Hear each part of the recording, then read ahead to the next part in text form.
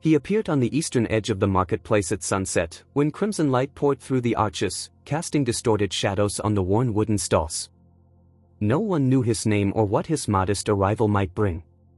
People were routinely folding up their stalls, hiding away their wares, and only 2 guards, leaning nonchalantly on their spears at the square's entrance, gave him a fleeting glance. Had anyone known that this figure in a simple cloak would soon become key to the coming changes, they might have looked more closely. He seemed to dissolve into the dense twilight among the closed shops, where the air smelt of wilted greens and spices long gone stale. In this part of the city, silence held sway. Somewhere, the voice of a street musician, playing a mournful tune on an old pipe, could be heard. Far off, 2 people shouted, arguing over the price of flour, and then someone's slow footsteps sounded close by but soon died away, giving way to the soft breath of the evening wind. At moments like these, the city, usually bustling, felt as if it were hiding in its own winding streets. He walked unhurriedly, as though savoring each step. His heavy boots touched the paving stones almost soundlessly, while some quiet resolve grew in his soul. He made his way to a quiet tavern near the city walls, their thickness a testament to construction that predated the city's rapid growth. At the door he was met by the faint glow of a lantern barely warding off the dusk. From inside came the muted hum of conversation and the smell of fried onions. The warped door creaked, letting the stranger into the tavern's warm half-light. Inside sat a motley assortment of travelers, 2 locals, and a pair of humanoid creatures conversing excitedly in an unknown tongue. The tavern's owner, a short, gruff old man, gave him a brief nod in greeting. The newcomer answered with a short bow before settling at the far table. He projected fatigue, yet also a curious sense of calm. His cloak was sturdy but dusty, perhaps he'd been traveling on foot for days. Beneath it was a simple tunic, and at his belt a worn dagger in its sheath. His face was hidden by a half-lowered hood, and only when the tavern keeper brought him a mug of ale could one see his dull, almost faded eyes, reflecting some long-ago sorrow. He thanked the owner, took a few sips, and, once the old man had walked away, closed his eyes for a moment as if listening to something within himself. At a nearby table sat 3 people, a broad-shouldered man with a scar on his chin, a lanky youth with a mischievous grin, and a tall woman whose face remained in shadow, dimly lit by a weak lamp above. They exchanged glances when the newcomer entered but asked no questions. It was a place where no one inquired too deeply, anyone could arrive and stay hidden in the tavern's corners if they wished. Still, a flicker of unease passed between them, cloaked figures appearing at sunset, reluctant to show their faces, seldom promised peaceful times. The wind outside grew stronger. Somewhere far off thunder rumbled, although no clouds were visible. Suddenly, the tavern's hush was broken by the sharp sound of a shattered glass. The woman at the other table jumped up, knocking her chair aside, and grabbed the lanky youth by the front of his shirt. He dropped his half-finished ale and began babbling quickly, trying to defend himself, but from her expression it was clear words would not calm her. The broad-shouldered man wanted to intervene but hesitated. The stranger in the cloak briefly lifted his head. His eyes gleamed slightly in the lamp's glow, and one might think he was deciding whether to interfere or if the scene left him unmoved. At length, he slowly lowered his head again, taking another sip of ale, letting the confrontation play out. The woman suddenly shoved the youth so hard that he flew back against the wall and slid to the floor, clutching his sight. A cry rang out, the tavern patrons muttered in concern, even the owner came rushing over to see what was happening. But the stranger did not move. Out of the corner of his eye, he saw the youth get to his feet, eyes full of desperation, a slender blade in hand, while the woman, breathing heavily, continued to pierce him with her gaze from the shadows. The air reeked of imminent bloodshed, yet something held them back from the killing blow, as if they feared the presence of some higher power witnessing their every move. The tension in the tavern was almost palpable, as if the air had turned thick. At last, the broad-shouldered man took a decisive step between them, glanced first at the youth, then at the woman, and croaked, "Remember the oath." Both froze, like a pair of wound-up mechanisms abruptly halted. In the words "remember the oath" lay a strange solemnity that would not allow a fight under these rafters. At those words, some kind of code phrase, the woman lowered her hands, and the youth sheathed his blade. Only then did the stranger in the cloak realize these 3 shared a secret, bound by a powerful vow. Still quietly seated, he kept his eyes on them. With a sigh of relief, the owner returned to the bar, grumbling under his breath about strange folk always turning up here. The group at the other table fell into a sullen silence. At last the woman sat down again, leaning forward and sinking her fingers into her intricately braided hair. The broad-shouldered men muttered that they needed to talk outside, so all three left through the tavern's back door. The stranger finished his ale, set 2 coins down, and made his way out. It was as if the near-bloody clash had cemented his determination. Stepping out into the night, he merged with the sounds of the wind and the faint jingle of signs swaying above worn-out storefronts. Narrow lanes ran alongside a massive stone wall, above which the outlines of mountains could be glimpsed. The city was built on multiple levels. The lower quarters lay in darkness, while the upper, wealthier areas shone brightly with torches and hovering magical orbs above their squares. From high above came the din of nighttime festivities and the subdued music of palace salons. But our story's protagonist was not heading for the grand gates. Skirting old warehouses, he slipped through a narrow walkway reeking of refuse and stagnant water. More than once, he skirted shadowy figures huddled at the walls with gnarled hands held out for alms. Some slept, wrapped in old sacks. Down here, beneath the city's main thoroughfares, gloom and neglect reigned, while up above, important matters were being decided. Each saw only their own world, cordoned off from the rest by the maze of streets and the city's unyielding stairways. But he knew his destination. He walked as if guided by an inner call, and when he reached a blank brick wall, which in the twilight revealed itself as an abandoned temple, he withdrew a tiny figurine from a concealed pocket and pressed some part of it, and a rectangular opening swung back to let him in. A stale smell clung to the cramped chamber within. The walls were clammy to the touch, lit only by the faint blue glow of a tiny crystal in his hand. This old temple had long been considered deserted. Its statues and stained glass windows were gone, and locals claimed only rats and ghosts inhabited it now. The guard patrols tended to avoid the site. The townspeople preferred not to remember it was ever there. Yet some still knew secret ways to hidden halls. The flagstones creaked underfoot, and the echoes of his footsteps stretched out like an endless train of shadows. From time to time, the stranger peered into side corridors, only to see collapsed arches and lifeless columns coated in dust from countless years.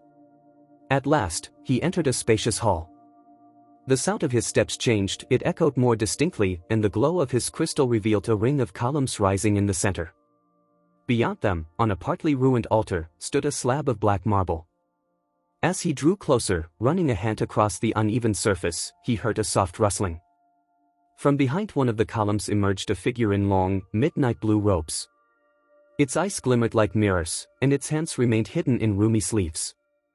There were no obvious emblems on the robe, save for a small embroidered spiral that was barely visible up close. This figure studied the newcomer in silence. He stood motionless as well. Their wordless meeting lasted several long seconds, and then the figure gave a small nod, seeming to acknowledge the stranger's right to be there. They walked around the altar and stopped at a mosaic on the floor, barely discernible in the dimness. It depicted a mysterious design, reminiscent of intertwining roads or rivers, a map, perhaps, or a cryptic symbol. The robed figure touched the stone with delicate fingers, and a faint ripple of bluish sparks suddenly flared. Light traveled along the channels in the design, as though breathing life into an ancient ritual. The stranger crouched, running his palm along the same lines, and under his touch the sparks intensified. He closed his eyes, listening for the barely detectable sound, maybe the pulse of the earth's depths, maybe the echo of distant footsteps on stone corridors. The air grew dense, filled with the sense of hidden power. At last he raised his head, and his eyes glowed in an uncanny way. He spoke several unclear words, which sounded like a whispered wind rustling through old forest canopies. The robed figure murmured a brief phrase in the same language, then silence fell for a few seconds. It seemed both were measuring their thoughts against some unseen source of knowledge. When they spoke again, their voices were sharper, like echoes of those sparks dancing over the mosaic. Their speech, though unintelligible, signified mutual understanding, a confirmation of some shared pact. Then the glow began to fade, and the pattern on the floor died away. The stranger stood, and the robed figure did likewise, revealing it was not quite as tall as one might have thought. Yet within the hands hidden in those white sleeves lay a potent energy no cloth could fully conceal. It felt as if the figure could command the stones or whip the very air into a vortex at will. Still, it did nothing, merely watched as the stranger headed for the exit. He knew their conversation was only the beginning of a complicated path that had brought him to the city. Whatever was spoken in the gloom of that forsaken temple was linked to a secret that would transform the fate of the kingdom. He felt a surge of energy but also the weight of responsibility. When he returned to the street, darkness had deepened further and the sparse torches barely lit the cramped alleys. Far off, a bell tolled midnight. He quietly passed back through the deserted marketplace, which only hours earlier had teemed with life. Now it lay abandoned, with nothing but scraps of cloth scattered about and ropes swaying forlornly in the wind. No one noticed as he again slipped into the labyrinth of streets. Before long, he arrived at a small potion shop, shut for the night, and deftly picked the lock in near silence. The stale aroma of herbs and lingering incense filled the interior. The pounding of his own heart was the only sound disturbing the complete hush. Grabbing a few vials from the shelves, he quickly leafed through a dog-eared register on the counter, then departed without leaving any sign of his intrusion. One might have supposed he was preparing for some dire deed, given his choice of potions, rare ingredients used in arcane rites. Without pause, he made his way to the western quarter of the city, where massive towers and the nobility's grand houses began. Yet before the upper watchman could spot him, he slipped under a half-lowered gate in a side alley. There, in a long-abandoned cellar, an old acquaintance awaited him, a man with a menacing scar across his face, a bandana, and a gaze brimming with resentment at the world. Their conversation was brief, a couple of hushed remarks, and then the man pointed to a wooden chest along the wall. The newcomer lifted the lid and found what he was looking for, a long woven ribbon bearing strange patterns in golden thread, and a copper item shaped like a horn. Through a gap in the metal, one could see runic symbols. The man muttered a warning in a gravelly voice about the object's danger, but the stranger merely nodded and carefully packed the horn and ribbon into his satchel. They parted with few words, and the stranger once again slipped into the night. The towers and walls seemed to press down on him, yet he moved with certainty, as though well acquainted with every back street. When a faint crescent moon emerged, he arrived at a half-filled well with an iron grill. Cautiously sliding one bar aside, he climbed down into the sewage tunnels. There, utter stillness reigned, occasionally interrupted by dripping water. A tangled web of brick passages, some collapsed, some frequented by smugglers or refugees from the city's loss, lay hidden beneath the streets. His goal was a secret room rumored to contain ancient scrolls. Legend had it they held the clue to lifting the dread curse looming over the realm. Walking through the darkness, he caught distant gusts of wind and the lapping of waves against the fortress walls. It was as if nature herself heralded an approaching storm. The night sky was congested with storm clouds, and although lightning had yet to strike, a tension was palpable. Deep in his heart, he knew he wasn't alone in seeking this trove. Others might try to use these ancient scrolls to wield unimaginable power or destroy anyone who stood in their path. He understood the need for haste. A tunnel led him to a heavy door decorated with vine motifs. Its hinges were nearly rusted through, but the lock still held. He took a small steel tool, ran it along the door seam, and heard the bolt click open. Beyond lay a circular chamber that had perhaps once been a monastery storehouse or a research center. Dusty stone floors were strewn with fragments of frescoes. In one corner rose a rusting contraption of chains and wheels whose purpose was unclear. A cleamphora protruded from a mount of rubble. In the center, a stone dais gaped like a coffin or trough. The walls showed the faded remains of paintings, figures in long cloaks, flickering torchlight, and cryptic symbols set against a shadowy forest. Presumably, rituals once took place here but had long since been forgotten. The stranger slowly circled the chamber, scrutinizing everything. At last he noticed a narrow slot in the wall into which he could fit his hand. Feeling for a hidden lever, he pulled, and one of the panels shifted back, revealing a secret cache. Inside lay a bundle of rough cloth and 3 small scrolls stacked atop each other. Carefully, he opened one scroll to find a series of ancient characters, interspersed with strange diagrams. He recalled something similar from his time studying with northern hermits. He realized these symbols might unlock a colossal mystery or an unimaginable disaster. It would all depend on whose hands they fell into. Distant thunder rumbled, and the air around him began to quiver. It seemed the ground trembled, the canal water trembling in response. Perhaps it was just a laden wagon passing overhead, or maybe a warning of impending catastrophe. In any case, he didn't linger. Hiding the scrolls, he slipped back into the passage he'd come from, once again letting the tunnels engulf him like a night sea. His ascent to the surface was long, forcing him to clamber through cramped ducts and climb over fallen beams. Several times he froze at the sound of human voices, remaining in the shadows until they passed. At length he emerged onto a rickety stairway that led to a small door, which opened onto a forgotten courtyard in the city's depths, overgrown with weeds and devoid of lamplight. Lightning illuminated the wet stone walls, glinting off raindrops. The storm had arrived at last. The first heavy drops fell on the ground, and the air filled with the scent of damp earth and ozone. He realized he stood at the point of no return. Every artifact and scrap of knowledge pointed to a looming moment when he would have to reveal his true identity and purpose. What had begun as Destinu's quiet whisper was now growing louder. In the distance, lights flickered among the city's quarters. Apparently someone in the upper district had noticed something amiss or sensed the power of ancient forces. The watchtowers were likely on alert. An army camped on the nearby plateau could be deployed at any moment. But he did not fear them. His truest fear lay in what might awaken within the kingdom itself if ancient magic slipped out of control. A lightning bolt lit up the sky in a diagonal slash. Thunder crashed, and the rain lashed the city with its full ferocity.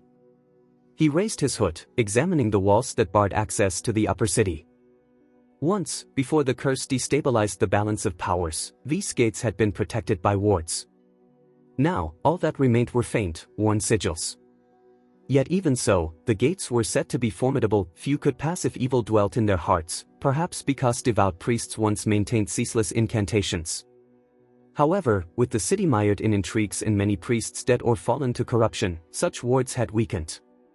He halted before the gate, where sheets of rain pummeled his cloak and rivulets ran down his face. Beyond, voices and the clank of metal rang out, likely a patrol. He had to decide, attempt a stealthy approach or risk revealing his credentials if caught. Above, magical lights burned, revealing the silhouettes of guards. He knew he couldn't face an entire garrison alone, nor could he turn back. The clock was ticking. Each moment of downpour made the street slicker, turning it into a perilous flood. Footsteps sounded, followed by muffled shouts. It seemed someone had noticed movement by the gate. Lightning flashed, illuminating the scene. Several guards rushed forward, brandishing spears in his direction. In the same instant, the wall beside him groaned, and a section of masonry slid aside, offering a slim gap of light. Without hesitation he dove through, hearing the guards hollering orders behind him. With a crash, the stone block dropped back into place, sealing the corridor in darkness. Overhead, muffled blows echoed against the stone. The soldiers were desperately searching for a way in. He felt his way up a stone stairwell. The blue crystal that had served him before was almost spent now. He had to conserve its power. As he climbed higher, the air became drier and a faint draft blew from up ahead. This discreet passage might lead to some forgotten tower or an abandoned walkway. Reaching a small landing, he felt his stomach clench at the sight of a metal grate blocking the tunnel, with a narrow corridor beyond, rippling with strange lights. Touching the grate, he sensed a magical current. A barrier, he thought, not a ward that repels evildoers, but one that warps the space around it. Peering through the dim corridor, he made out another person sitting on a stone bench. Hearing the faint stir, the figure lifted his head, revealing a weary, drawn face. A metal plate ringed his neck, some kind of magical restraint. A prisoner, the stranger wondered. The captive seemed to notice him and rose slightly, pressing a hand against the grate, whispering, "I knew someone would come." The words carried a sort of despairing relief. He tried to say more, but a sudden crack resounded overhead, sending bits of masonry raining down and forcing the newcomer to step back. A hidden mechanism engaged, and an extra stone slab slammed down, shutting him out. All he managed to see were the frightened eyes of the prisoner on the far side. The noise from above intensified. Presumably the guards had discovered alternative routes. He had to find a safe place quickly. Spinning around, he spotted a tall recess in the wall. Without delay, he pressed a protrusion and part of the stone slid aside, revealing another pathway. Feeling his way, he rushed forward as the echoes of pursuit loomed behind him. At length, the narrow corridor opened onto a small, dim room perched just under the tower's roof. Through arrow slits, he could see flickers of lightning above the city. The downpour hammered on rooftops, lanes, and courtyards. He approached a slit and gazed out. The storm-shrouded city stretched before him. Down below, flashes of blue flickered, likely the kingdom's mages trying to quell the storm or do battle with an unseen foe. It seemed all hidden powers, dark and light, had awakened. The tumult of rain and thunder mirrored the conflict raging in the streets and far beyond. He felt ancient magic thrumming in his veins, as though the earth itself recognized its bearer of this strange gift. Now he possessed the scrolls, the ritual horn, and the golden ribbon someone had once named the guiding thread of fates. Yet these were but tools. The critical question was how to steer the void's destiny. Those lurking in the temple, who had sworn blood oaths, knew a portion of the truth. The three in the tavern, who had nearly come to blows, might hold another pot elsewhere in the city's labyrinths, wandered others seeking to claim the artifacts or sabotage one another's plans. He looked at the crystal in his hands, its energy almost spent. Beyond, lightning illuminated his profile in sharp relief, a weathered face with a glimmer of sorrowful resolve. In that moment, he realized he would need allies to accomplish his goal alone. Confronting the rising darkness single-handedly would be impossible. He had to return to the heart of the city's intrigue and might have to face old enemies. At the same time, he must avoid those who pursued him. With a sigh, he stepped away from the arrow slit, surveying the room again, wondering if he could climb higher to safely reach the rooftop and descend along the crumbling exterior. That seemed his only option. Hand over hand, he scaled the tower's outer wall, which was slick with rain, using cracks and protrusions as footholds. His arms ached, fingers slipped, and the gale nearly tore him away. But slowly, rock by rock, he made his ascent, finally reaching a narrow ledge overlooking the upper city and the distant hills. Darkness concealed most details, but he could just make out the palace lights. Activity was evident, torches flickered at the gates, silhouettes dashed about, and a horn twice sounded above the howl of the wind. Possibly the king or his council were aware that something extraordinary was unfolding. They were, no doubt, deciding how to respond. He pressed against the wall to remain inconspicuous, pulling out the woven ribbon. Running his fingers along its gilded designs, he tried to recall the exact ritual associated with them. It seemed to hint at a temporal loop, where events echo ancient deeds. The horn beside it held power too, blown at a certain hour, it might awaken forces slumbering in the depths or summon beings from beyond this realm. But its use could come at an unbearable price. Thunder boomed, and the darkness split under the lightning's glare. Feeling an urgent need to move, he edged along the ledge toward a spot where decorative pinnacles and stone gargoyles formed a small alcove, an ideal nook for sheltering from prying ice. He squeezed into it, laid out the scrolls safely from the rain, and began murmuring ancient words while tracing the runes with his fingertips. His crystal sparked once more before dying, but the ribbon began to give off a faint glow from within. The design shifted as though reacting to his incantation. Just then, he heard noises below. Guards with torches were surely patrolling the courtyards and rooftops, searching. Their footsteps and low voices echoed in the storm, telling him they were close. It made little sense to reveal himself, and open combat was too risky. He swiftly concealed the scrolls and ribbon, readying himself in case of confrontation. There might be mages among the guards who could sense his presence. Yet the tempest raged on, lightning and torrential rain aiding his concealment. Minutes of tense waiting passed. At one point, someone's step scraped on the stone close by. A thin beam of torchlight slid across the ledge, pausing on a gargoyle statue, but not catching his shape. The guard muttered something, then moved on, unaware that the fugitive was barely 2 steps away. Once the footsteps receded, the stranger exhaled in relief and seized the moment to descend the opposite side. Thus, stealthily, he reached a small alley in the upper city, unlit and deserted. The rain pelted down on the pavement, turning it into a flowing stream, water coursing off his cloak. None of that mattered as long as he remained alive. He stepped onto the stone walkway, pausing to get his bearings. Somewhere in this district was a grand library that once housed ancient chronicles. Perhaps there, at last, he could find details of the ritual he intended to perform. As he pieced the clues together in his mind, he felt the press of time. The enemy would not rest. The greatest danger still lay ahead. Heading east toward the old towers flanking the library's entrance, he went. According to legend, a benevolent guild of scholars had once managed this library, but over the years it dissolved, leaving only decay and chaos in the halls. The kingdom's real treasures of knowledge were either buried or destroyed, yet something might remain. Only those holding keys to secret sections could reach their depths. Though it was a long shot, he had no other option. Quickening his pace, he noted his hands trembling, perhaps with cold or with a foreboding sense of what drew near. The night roared on, howling through stony corridors, wind whipping out of the alleys. Lightning flashed more frequently, casting ghostly glows across the city.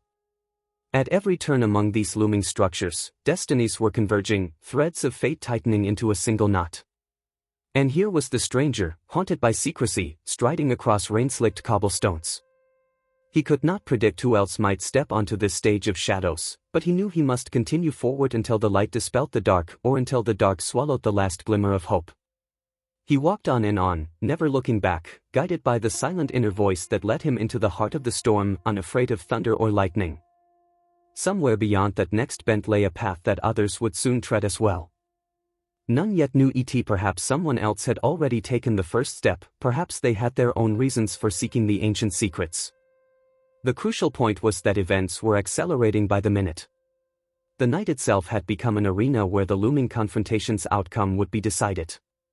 Far off, in a future veiled by mist, waited answers and possibly redemption if only he could withstand every trial without succumbing to the cunning forces swirling in a deadly dance around the kingdom.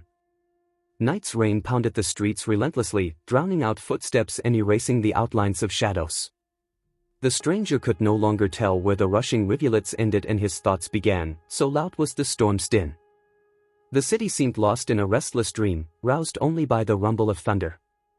Behind him lay the towers and walls where soldiers searched for him. Ahead rose the road to the ancient library, where he hoped to find answers to his burning questions. He crossed a small stone bridge with curved railings that looked like gnarled beastly claws and emerged into a cramped alley whose walls nearly touched overhead. The rickety porch of one building jutted above the lane, providing a slight overhang against the rain.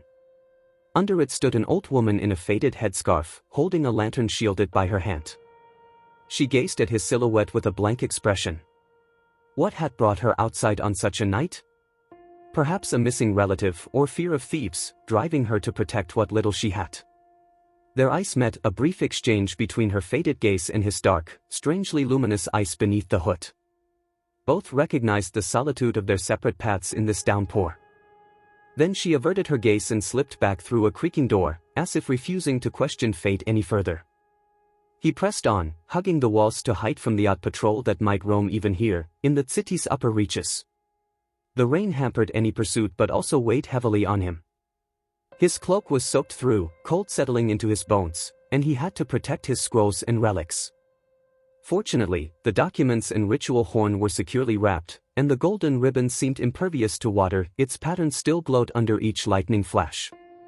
At last, he reached a tall black metal fence behind which stood a building of intricate design. Turrets and arched windows, pointed doorways and heavy doors carved with bas-reliefs receded into the gloom, but flashes of lightning revealed the elaborate ornamentation. This was the library, constructed centuries ago, surviving war, dynastic upheaval, and plagues. Every stone radiated the memory of great minds who had shaped history. Even so, the edifice loomed imposingly, as though the sacred powers it once held protected it from ruin. He paused at the wrought iron gate set atop 3 stairs. It appeared locked, though there was no visible padlock, only a delicate spiral etched into the metal. He ran a hand over it, probing for any magical presence. In response, he felt a slight pulse, as if the metal were alive, followed by a sudden chill shooting through his wrist. The seal is active, he realized. I'll have to find another way in or use the ancient unlocking rite. But he only half remembered the ritual from sketches in old manuscripts, and time was running short. Drawing out the golden ribbon, he carefully wound it around his forearm. Its touch upon his skin roused a latent power, the designs gleamed, reflecting the lightning. He pressed his hand to the metal spiral, whispering a few words, phrases he hoped were the proper key. For an instant, nothing happened. Then the spiral trembled and began to unwind, splitting into fine lines. A distant cry, like a bird's call, seemed to echo, and the gate groaned open, allowing him to step inside. He entered the courtyard, sensing a faint vibration from the gate, some remnant of magic or warning that an intruder had crossed the threshold. The square before the library was paved in ancient slabs overgrown at the edges with wild grass. Only the central area around a small, non-functioning fountain had been cleared. The fountain's rusty basin now brimmed with rainwater. Several statues under collapsing shelters watched him with empty sockets. Their faces, worn down by weather and time, lacked any trace of individuality. Climbing the broad steps to the main doors, he noticed they were flung wide open. That was suspicious. The building, though seemingly deserted, might attract various visitors. Someone else might already be here searching for hidden knowledge or leaving the doors open as a trap. He entered quietly, hoping to remain undetected. The entrance hall lay in darkness, with a high ceiling lost above. Painted columns loomed phantom-like, and scraps of old parchment, dusty rags, and broken chairs lay everywhere. Shards of stained glass crunched underfoot, the remnants of grand windows. He paused, letting his eyes adjust to the gloom. Rain cascaded in thin streams through holes in the roof, forming puddles on the floor. Occasionally, a lightning flash outside briefly lit the labyrinth of shelves reaching into the shadows. It was as though the maze of books was wordlessly calling, enter and know the secret, or be lost in the depths of your own ignorance. Yet he felt no fear of books, only a wary curiosity of the presence that might lurk here. Listening intently, he caught the faint sound of footsteps deeper within, maybe one person, maybe several. They were trying to move quietly, but the echo betrayed them. He skirted the wall with silent steps, bypassing several staircases leading to a second-floor gallery. Damp boards creaked under his feet. He held his breath to avoid detection, crouching behind broken railings to peer down into the central hall. Below, in what once might have been a reading room, glimmered a pale blue light, a magical lamp or orb, confirming that someone else was roaming this abode of knowledge. He scanned the partly ruined area. In the far corners, tall shelves had collapsed into piles of dusty tomes and debris, some upright shelves remained hidden in darkness. In that glow, he could make out 3 human figures standing by a thick support column that braced the ceiling. They seemed to be deep in conversation or debate. He recognized the tall outline of a woman and 2 men, one slightly hunched. A chill ran down his spine as he recognized the voices. These were the same 3 from the tavern, the broad-shouldered man with a scarred chin, the wiry youth, and the tall woman whose rage had flared so quickly. Their hushed argument might have been about something serious. How did they get here? And why, he wondered. Plainly, they were hunting for something important. Possibly the same ancient lore about the curse that had drawn him here. He was in no rush to introduce himself. First he needed to know their motives. At the tavern, Tite only stopped fighting because of that sacred oath they invoked. Now, the time and place were different, and such an oath might not keep them from seeking power or satisfying personal ambition. So he decided to sneak closer and listen. But as he crept onto a damp section of the balcony, a loose plank creaked. The noise echoed painfully through the library. Instantly, the trio below snapped to attention. The wiry youth, who earlier had seemed the most carefree, whipped out a dagger with lightning speed. The woman jerked her head upward, her eyes shining in the gloom. The broad-shouldered men signaled for silence. They peered up at the gallery. In the orb's pale glow, their faces were as if chiseled from stone, and the shadows behind them seemed alive. "Who's there?" the woman demanded in a low but forceful voice. No one answered. Lightning flickered outside, and for a brief second, the stranger glimpsed them all, 10 weapons at the ready. He decided it was better not to provoke a confrontation. Should he walk down and introduce himself?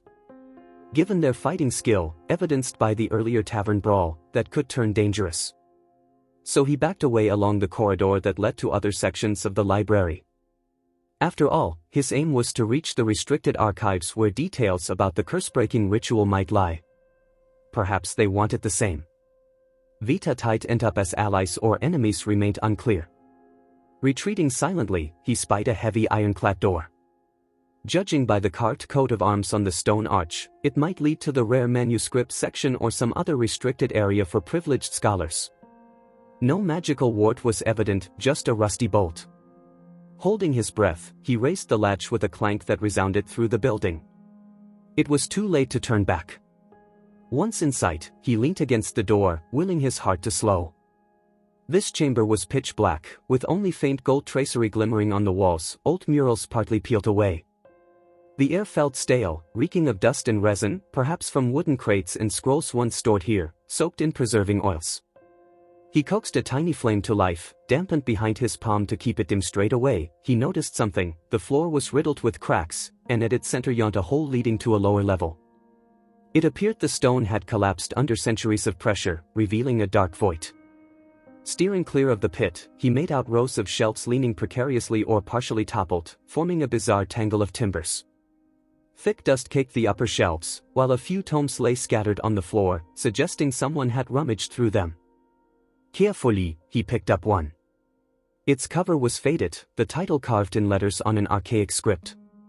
The first page identified it as a treatise on ancient protective rites, some of which he found partly understandable. Flipping through it, he found nothing immediately useful and set it aside, straining to hear if anyone followed.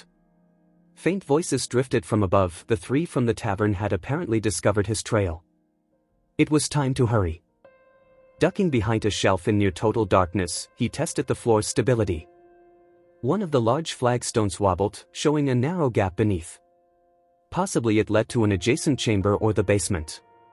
Secret passages like this often existed in such old libraries so that precious manuscripts could be quickly hidden in emergencies. He slipped his knife into the crack and pried the stone up. Beneath lay a low tunnel shored up with half-rotten timbers. The boards smelt moldy and damp, but seemed intact enough. Descending, he felt a gust of cold air brush his face. A proper torch would have been ideal, but he had only the pale glow of a small magic orb he summoned with a flick of his fingers. It cast an otherworldly gleam on the tunnel walls. He soon reached a narrow landing strewn with broken shelves entangled in tree roots that had forced their way through the masonry. Amid this chaotic litter he spotted a surprisingly intact cabinet with bronze fittings. Its doors were latched shut, but something inside clinked when he jostled them. Opening it, he found several containers wrapped in cloth. Undoing one, he discovered metal cylinders for scrolls, similar to the earlier ones he had taken. Each bore a stamped label, written in a language he did not recognize. He traced the symbol with a finger, trying to recall if he had seen its like before. A vague memory of a northern monastery rose in his mind. There was no time to decipher it above. Footsteps closed in. Someone was already in the room he had just left. Likely the tavern trio, given the woman's hissed words echoing downward, and the youth's tense reply. Possibly they had forced open the door or broken it down. The man with the heavy tread, surely the scarred warrior, followed close behind, and the stranger overheard the woman, "We're not alone. He's down there." The youth exclaimed, "Look, footprints on the floor." Tite realized he'd headed below. He acted swiftly, grabbing two cylinders from the cabinet and checking they indeed contained scrolls before stuffing them into his bag. He peered down the continuation of the tunnel. Heading deeper was a gamble. There was no telling where it might emerge.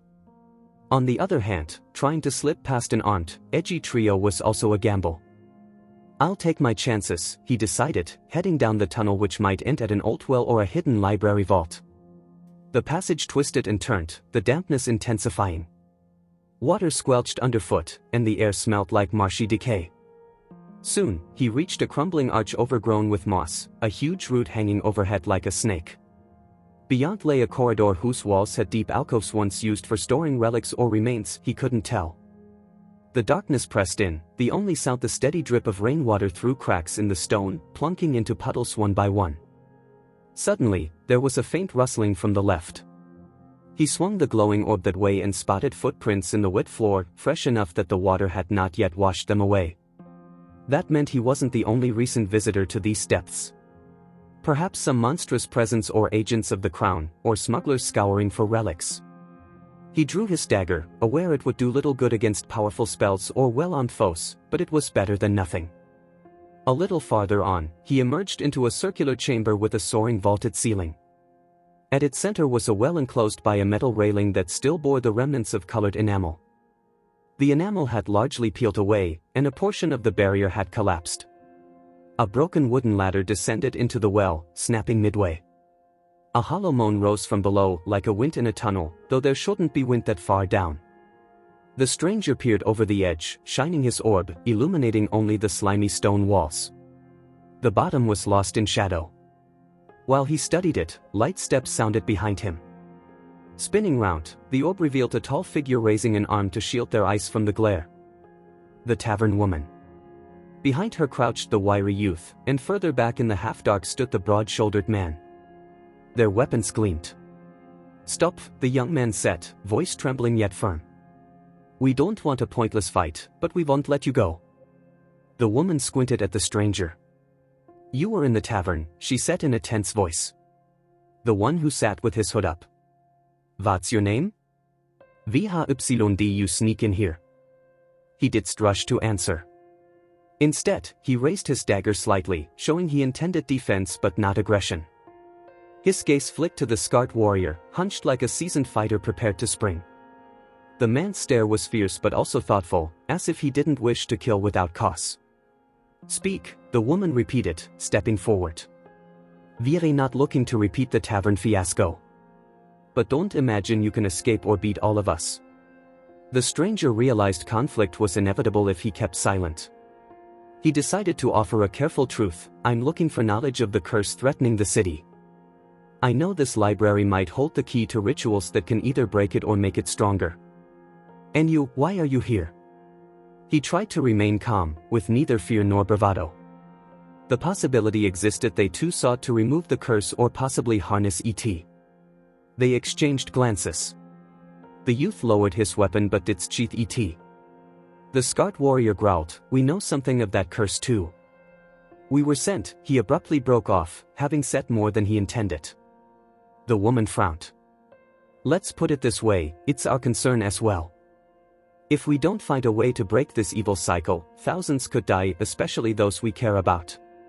She took another step, the orb's glow revealing her face. Tangled, rain-drenched hair framed the harsh lines and old scars that suggested a life of conflict. The stranger felt conflicted. It seemed their objectives might truly align. But could he trust them? In the tavern, they had almost slain one another until an oath was invoked. Yet sometimes, unraveling an ancient curse requires multiple parties acting together, bound by a temporary alliance. Could they be the ones who possessed the skills he lacked? The ritual might demand specific items or incantations that only someone bound by a blood oath could perform.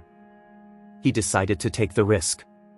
With a flick of his wrist, he slipped his dagger back into its sheath, indicating a willingness to talk. "All right. Let's say we work together," he said quietly. "But I warn you, if I see you trying to use the curse for selfish ends," the woman smirked. "Calm yourself, stranger. We're no fools. Dabbling in dark powers isn't our plan. We're doing our duty, even if we don't appear very hospitable." The youth, still half-poised with his weapon, added, "For now, we can help each other. Look around, down here, we could corner you easily, but we also can't get to where we need without you."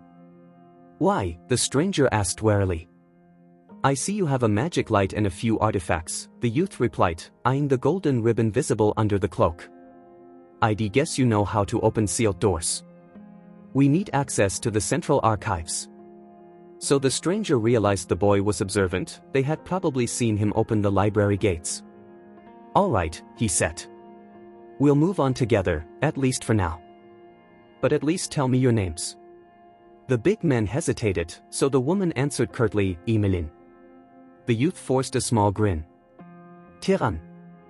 Then they both looked at the broad-shouldered fighter, who reluctantly muttered, "Riegel." "And my name," the stranger trailed off, unsure whether to give it just call you the Wanderer. Emmeline suggested with an ironic edge in her voice, but also an understanding that each of them had secrets to keep. He nodded. Thus they formed a tenuous pact. Rigel seemed uneasy working with a mysterious figure, but said nothing more. Tyrann, restless, forged ahead, as if eager to settle everything swiftly, still stung by guilt over the tavern skirmish. Emmeline kept her cool, staying near the Wanderer, watching him use the magic orb and seemingly testing his skill.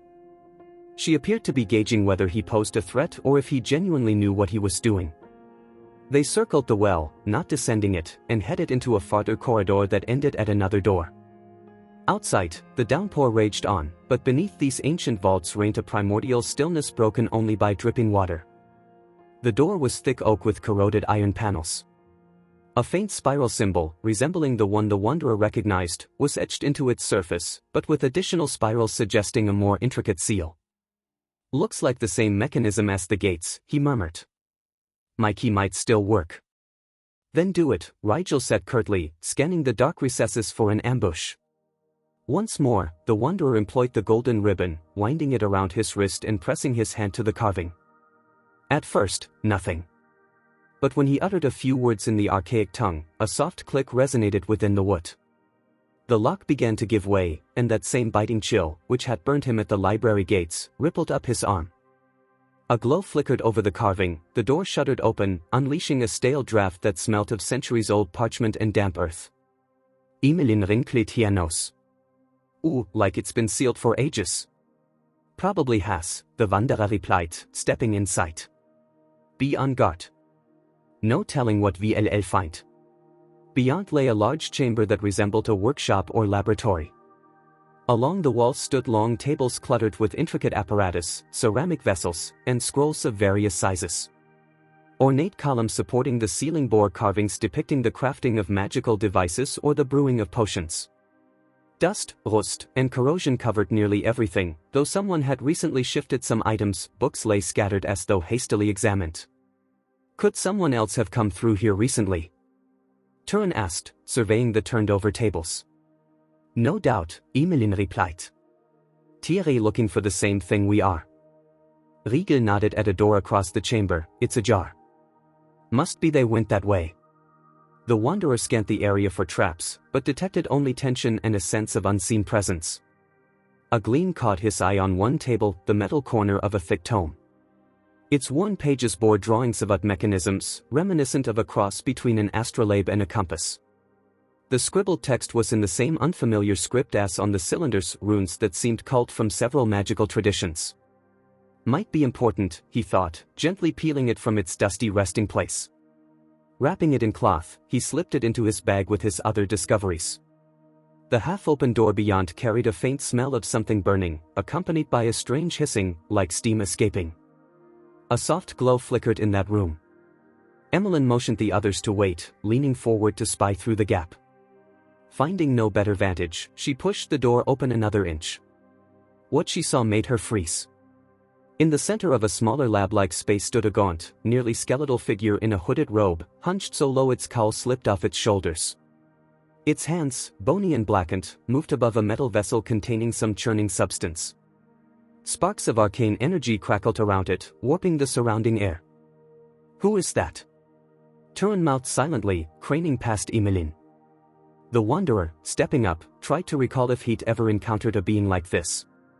Perhaps it was a twisted sorcerer, disfigured by dark arts. Varily, they watched. The figure sealed the vessel and turned sideways, revealing a sunken eye socket, the skin stretched taut over bone. Then, from within the vessel, a tiny glowing orb rose, shooting upward before bursting into glittering sparks. The figure glanced up and muttered something, then waved a hand over the table. A harsh scraping sound followed, and a cluttered cupboard slid aside to expose a hidden compartment. "This one knows exactly where to look," the wanderer surmised. "Likely searching for the same price as I, and not likely to give it up willingly." At that thought, the robed figure jerked its head as though sensing intruders. "Down!" Emmeline hissed, and they all dropped, hugging the floor. Instantly, a violent gust of wind rushed from the room, blowing them off their feet, some kind of magical probe meant to root out trespassers. The force was so strong it flung the door wide, sending furniture crashing in a cacophony. Scrambling upright, the wanderer saw the figure approach through the doorway, raising skeletal arms. Its eyes gleamed with malevolence. It seemed the entire curse and all its fury lived within this being. With a roar, Rigel charged, sword swinging, but the blade halted inches from the Tink's body, an invisible shield crackled with sparks. Riegel was hurled back, slamming into the wall. Turin hurled a throwing dagger, but it froze mid-flight as if snatched by an invisible grip, then clattered to the floor. The creature sneered, lifting a hand for another strike. Realizing a direct fight was unwinnable, the Wanderer activated the golden ribbon, struggling to recall words to disrupt the foul magic. He spoke, clipped and precise, and the ribbon shone with a gentle golden radiance. Immediately, the figure convulsed as though shocked. The malice in its eyes flickered and dimmed, it recoiled, pressing both hands to its face. Emmeline seized the opportunity, she leapt forward, slashing its shoulder with her sword. This time there was no barrier, it howled, staggering back as black fluid spurted out, sizzling foully against the floor. It didn't appear to be normal blood but something laced with dark sorcery. The air shimmered, as though the malignant energy were distorting reality. Breathing raggedly, the creature stared at its wound, seemingly siphoning ambient power to heal. But the Wanderer gave it no time. Using the last of the ribbon's glow, he launched a burst of light that flared across the space. With an unearthly wail, the thing's form faded, maybe disintegrating, maybe slipping away. All that remained was a ragged cloak collapsing to the floor, and the metal container it had been working with, still boiling with some toxic substance. They were left in a shaky silence. Turin retrieved his dagger, eyeing the cloak warily. Did it vanish? Emmeline grimaced at the blackened puddle while Rigel dusted himself off, rubbing a bruised shoulder. The Wanderer felt unsure whether the creature was truly destroyed or had merely dissolved into smoke, retreating elsewhere to nurse its wounds. It might be tied directly to the curse, he said. We must hurry. If it returns stronger, things will get worse. They entered the small lab, scanning the bizarre apparatus, retorts, flasks, metallic contraptions swirling with bright green fluid. Charts of alchemical machinery hung in tatters. The cupboard the creature had moved concealed an iron-bound door. Clearly, it had tried to open that door when it sensed their approach. Whatever's behind it must be vital, Emmeline said. Shall we see? Rigel leaned his shoulder into the cupboard and, with a loud heave, pushed it aside. Sure enough, a hidden iron hatch stood behind E.T. Turin ran his fingers over the gap. Sealed from within? Or just rusted? Let me try, said the Wanderer, drawing his dagger. He noticed the same spiral symbol in the corner, this time slashed by a diagonal line. Summoning the ribbon's magic again yielded no response, signifying a different kind of seal. We could force it, suggested Rigel. Emmeline tested the hinge, then they tried a lever, but it was immovable. Let's knock off the hinges, Rigel muttered, raising his sword. Just as he ready to swing, a green spark shot off one of the alchemical devices, skittering along the blade like lightning. Rigel cried out, jerking his hand away, a scorch mark seared his palm. Careful! Emmeline shouted, pulling him back. The place was full of charged magical gear, any brute force might trigger a blast. We need a plan, the Wanderer said, weighed down by fatigue. Turin suggested, look for a switch or some arcane circuit. Labs like this often have a shut-off for the energy field. So they searched, moving gingerly among the tables. Emmeline spotted a lever on the wall, labeled in a faded dialect. The Wanderer deciphered bits, Ventilation, protective loop, the rest was illegible. Ventilation? Turin asked, baffled. Might be tied to releasing or neutralizing something, replied the Wanderer. He pulled ET metal clanked behind the walls, followed by a soft hiss. The green sparks hovering over the apparatus faded away. Gears rumbled in a corner, a tiny window near the ceiling creaked open, and the damp night air breezed in. Looks like it worked, Rigel grunted, warily watching the contraptions. Emmeline nodded. Try again. This time, they wedged a blade under the hinges of the iron hatch. Even so, the metal remained stubbornly stuck, until Turin found a small crowbar in a supply chest. Rigel jammed it into the gap, yanking with a grunt until a loud crack signaled the door giving way. It fell to the floor with a clang, revealing a musty passage and a draft of cool air. Let's go, the Wanderer said, and one by one they crept through. Down a narrow stairwell they went, the walls still marked by ancient torches. A faint glow, possibly from an enchanted lamp left behind, shone below. Step by step, the chill intensified, until they emerged into a round chamber hewn from solid rock. At its center stood an altar table, scattered with amulets, dusty pages, and a few crystals glowing an internal blue. It seemed some kind of ritual or research space, not in use in recent times. One crystal still smoldered, and fresh candle stubs littered the floor. Among the scattered objects lay half a porcelain mask, broken clean in two. On its brow was etched a horned crescent symbol. The wanderer picked it up, turning it over. "That's the mark of the House of the Moon Crescent," Emmeline whispered, her face paling. If Thierry involved, Turin shuddered, but they were declared wiped out ages ago. Riegel's fists tightened. Apparently not all of them. If so, they may be fueling the curse. They turned to the altar and examined the manuscripts. Much was in unknown script, but on one open page were some recognizable marks. The wanderer traced a line, blood offering, in circle with stones of power, bind with the thread of fate. It was clearly a ritual, though whether it was to break the curse or invoke an even darker power was unclear. "VLL need a proper translation," he muttered, gathering the pages to take with them. Emmeline glanced nervously at the crystals. "You sense that?" Thierry vibrating. The wanderer nodded. "Yes. Feels like a resonance with a great power source. Don't touch them with bare hands or you might end up possessed by destructive energies." Despite the warning, Thierry, compelled by curiosity, touched one of the crystals, which flared blindingly, reflecting in his eyes. For an instant, he froze, entranced. Emmeline jerked him away. "Don't. You want to be devoured by it." Turin shook his head as if snapping out of a bad dream. Couldn't stop myself." Alarmed, Emmeline exchanged looks with Rigel and the wanderer. "This place could kill us all.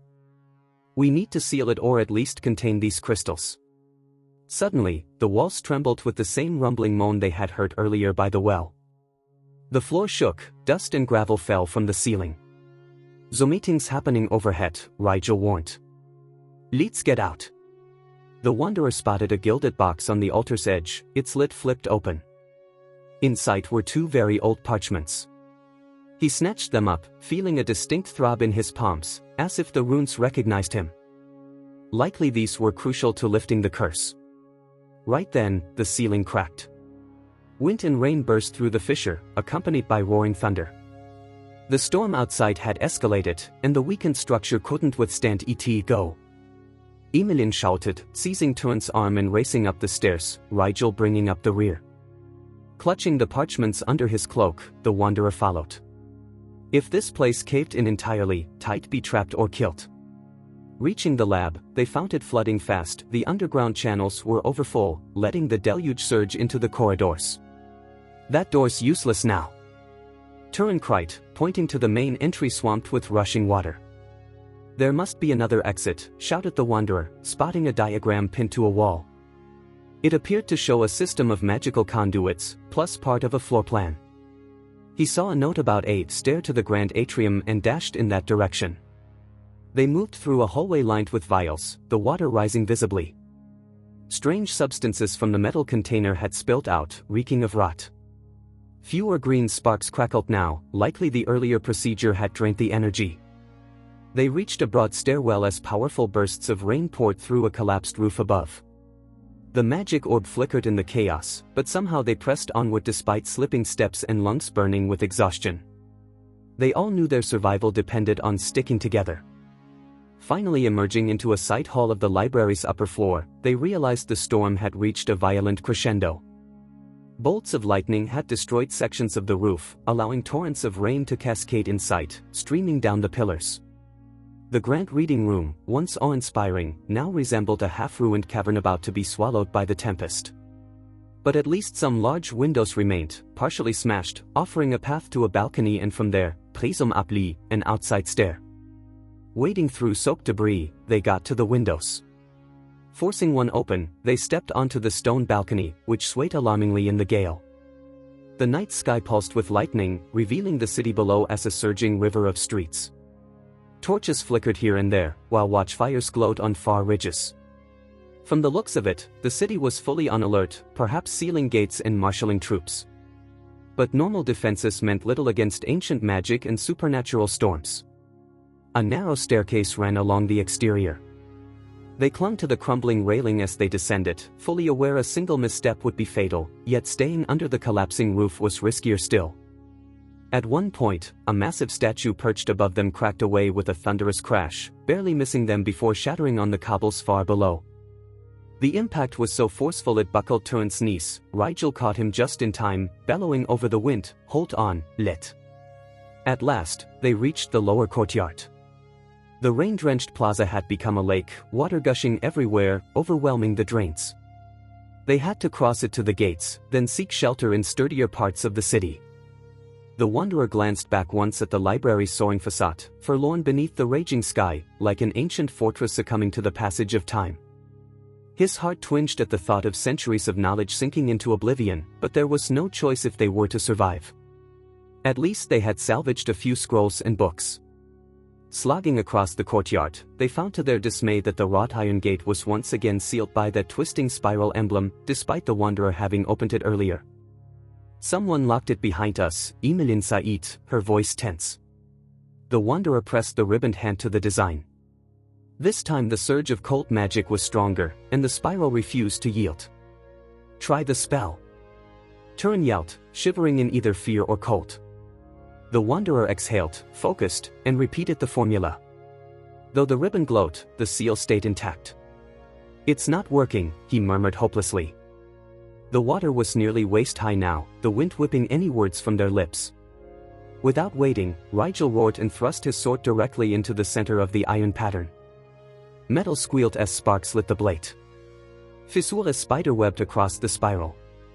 Encouraged, he gave a mighty tug on the hilt, and it tore loose a chunk of the gate, leaving a gap big enough to squeeze through. Another lightning bolt stabbed the sky, and Emmeline cried, "Watch out." A stone chunk tumbled from the gate's arch, landing with a colossal splash, but missing them. Summoning their last reserves of strength, they slipped through the jagged opening, scraping themselves on rusty edges. Once on the flooded street, they had no time to rest. They had to reach higher ground and figure out their next move. The wanderer clutched the ritual scrolls, aware that these precious documents might be the only way to save them all, or, if they fell into the wrong hands, usher in catastrophe. For now, the four of them clung to survival, drenched and chilled to the bone, battered by wounds and bruises. Overhead, thunder crashed like an omen of an imminent clash of arcane powers that had stirred in the darkness for ages. A wave of weariness threatened to wash over him, but he gripped the scrolls tighter and remembered why he had come, to sever the ancient chain of evil strangling the land, to prevent the kingdom from being consumed by the dark. They pressed on, wading through the thigh-deep current. Rounding a bend, they glimpsed the heavy walls of the noble quarter and, farther up, the palace towers glowing fitfully in the lightning's glare. The sky churned with black clouds, pouring its endless fury onto the city below. The night bristled with peril. Yet the wanderer was no longer alone. Three unlikely companions, bound by a mysterious oath, were now at his side. Where their path would lead remained to be seen, once the storm subsided and dawn revealed the city, scarred by one of the fiercest nights in its history. For now, they fought through torrents of rain and the debris of broken hopes, in search